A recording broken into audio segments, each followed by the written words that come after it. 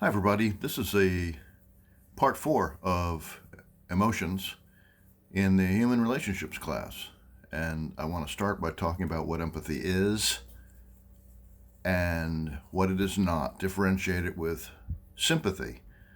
And what you will see in your PowerPoint is a 7-minute video by Jeremy Rifkin on the possibility of developing a worldwide empathic structure and based on communications that the likes of which we've never had before. So he talks about what empathy is, and I want to talk to you about that after you watch that video. Okay, so pause this and watch that.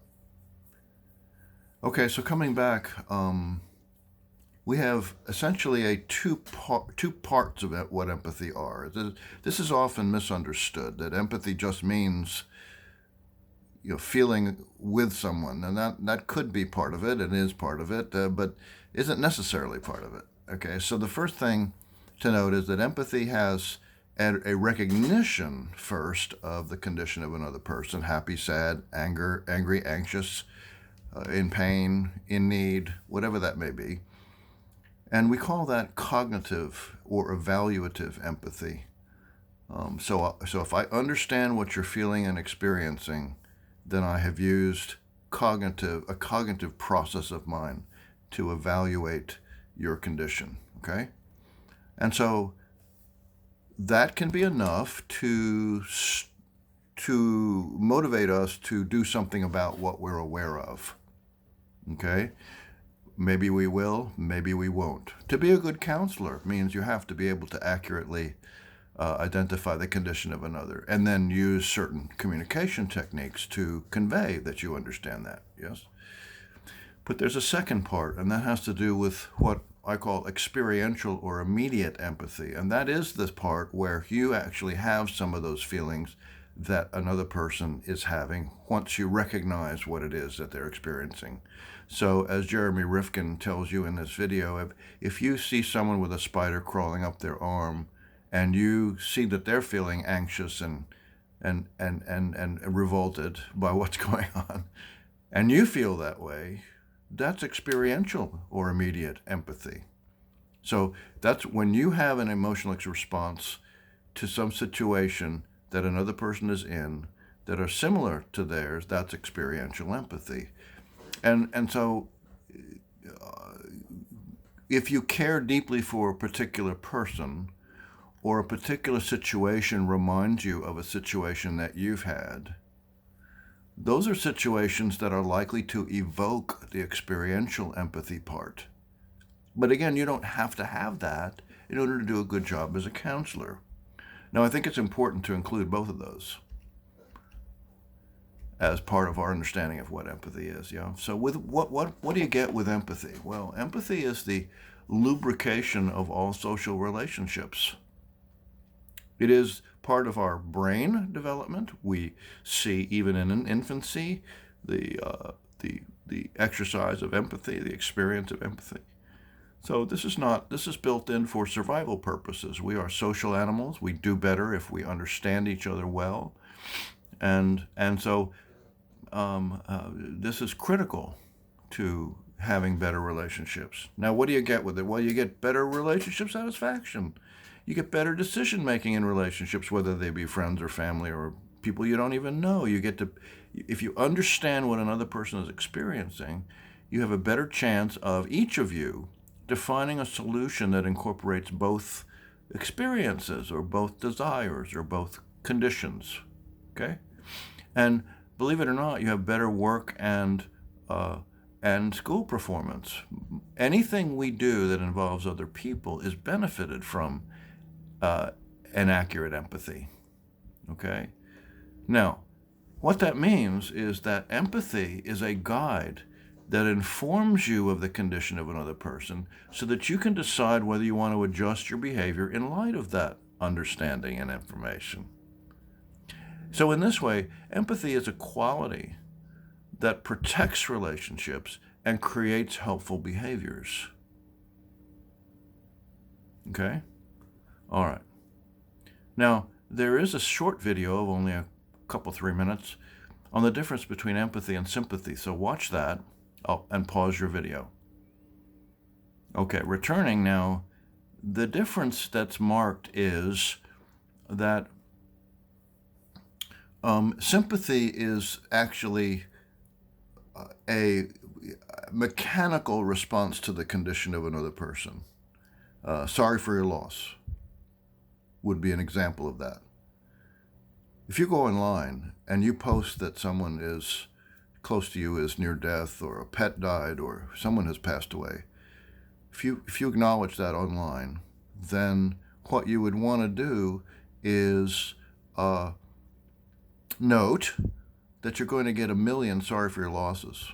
There's no effort in saying that. There's no emotional commitment. There's no recognition except that they know you'll know someone has died, and so it's very mechanical and minimal. You're not offering to help. You're not offering to understand it more deeply. You see? All right. That's sympathy. You won't find any sympathy, any empathy card sections in this card store. You'll find sympathy cards that's labeled sympathy. Okay. Without empathy, let's go in the other direction. Well, that means your social skills are incomplete, almost by definition. And they may be not just incomplete, but inappropriate. You're going to get into more arguments because your amount of conflict is raised when you don't understand someone else and their situation. And so you're going to have less satisfaction, and so will the people around you. So this is empathy. It plugs right into communication directly, you see. Okay. Now, psychological research has shown that there is a significant drop in empathy across the last 3 generations, particularly the last 2, so that if we measure the empathy levels of college students, then we find out that there is much less ability to recognize the condition of another, and maybe even to respond in that experiential form of empathy. Why is this the case? Well, social media certainly plays a role. Reduced family stability, less face-to-face time for both.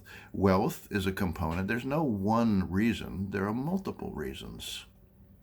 Yeah. Now, I ask you on the next section of the PowerPoint to go online on Psych Central and take the 40-item test on narcissism. Okay, so let's talk for a minute about narcissism. You're going to get an overall score, and then it's going to break down for you the subscores that are actually more interesting than the overall score. Okay, and I would be willing to talk with you individually about those for you when you take it, if you wish to help to better understand your overall score. No one's going to see this. I'm not going to collect this in any way. Okay, so take that quiz, all right, and then break from this PowerPoint for a moment and the video. Okay, back now. So there's such a thing as healthy narcissism. Healthy narcissism allows you to take care of yourself, to think well of yourself, to acknowledge and appreciate your strengths. That's not inappropriate at all. But then we can go to the other level of narcissism, at the other end of the spectrum, which is narcissistic personality disorder. And even within that, there's mild, moderate, severe. And severe malevolent narcissism is a deadly thing for other people and creates lots of disappointment and worse in relationships.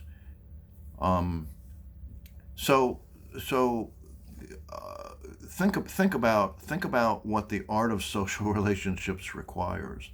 It means using competencies to be an effective friend, an effective negotiator, an effective leader. Okay, we all need those roles to be occupied by us once in a while. Yes, to be an effective friend, negotiator, and leader. Yeah, absolutely. You should be able to guide an interaction that's useful and profitable and progressive when you are with others. You should be able to inspire others by your own inspirational life course. the decisions you make, the way you speak to people. You can speak to people in a way that inspires them or ways that degrade them.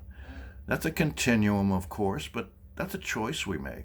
We should be able to make other people who are uncomfortable in social settings more comfortable and persuade people in positive directions. That's a good thing.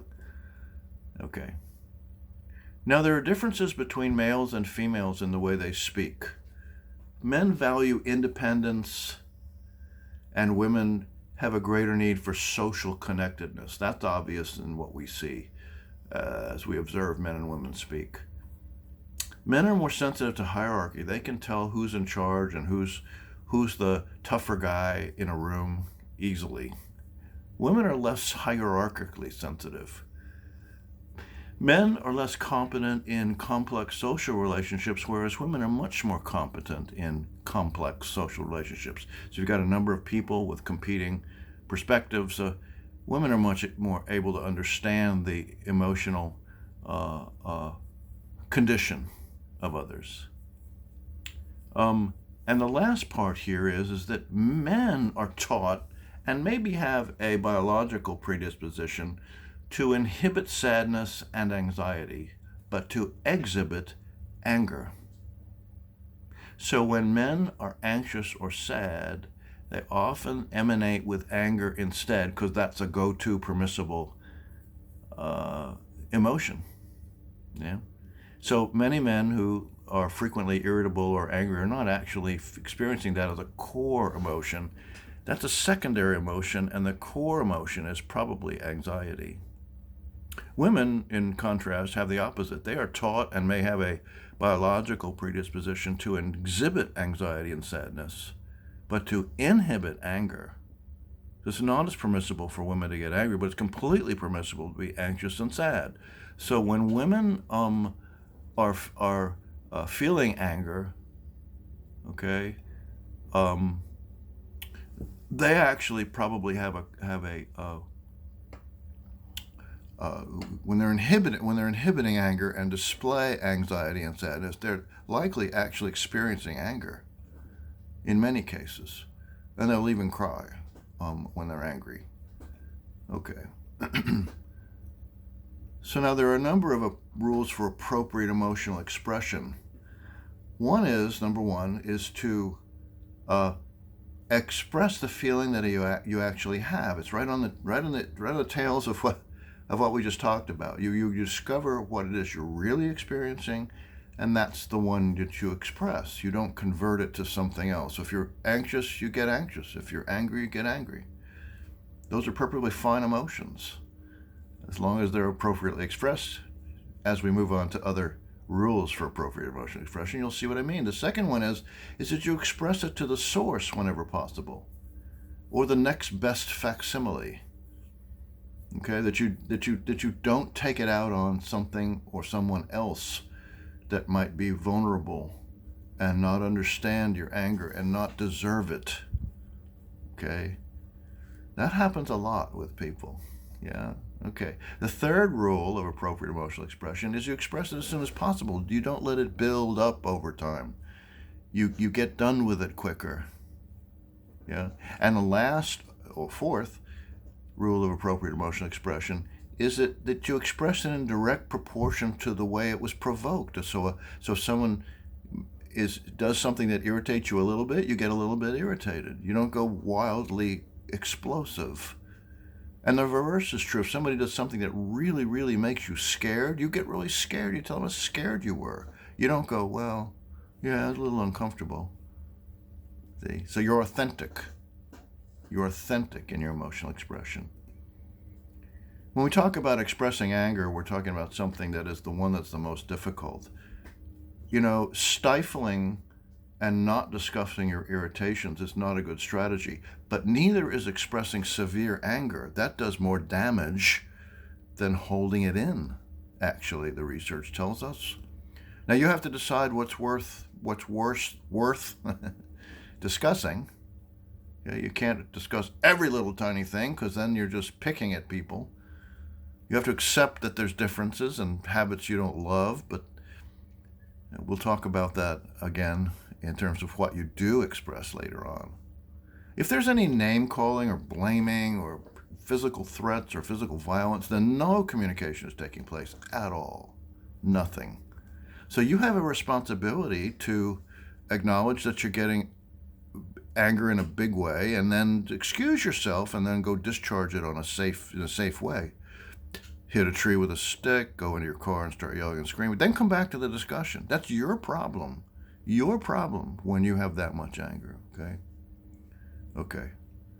So there are a lot of things that we need to do when we're getting good at expressing anger. One is you recognize that you're angry and be honest. What is making you angry? What is it? Is it really anger that you're feeling, or is it actually anxiety for males? You see, if you're anxious, is it really anxiety or sadness? Or if you're female, or is it really anger that you're feeling? Give the other person the benefit of the doubt. Don't assume motivations within others. Let me say that again. Don't assume motivations within others. And then make your grievance known without attacking. And listen to them without attacking. See, that's high-level stuff there, isn't it? When you're in the throes of anger in particular, that's a difficult list of things to do, but critical to be a high-level relationship negotiator and problem solver. Okay. Do emotions lie? All the time. They don't necessarily have validity. And so you've got to compare them to the evidence in the world around you to determine whether they are valid. They may be false.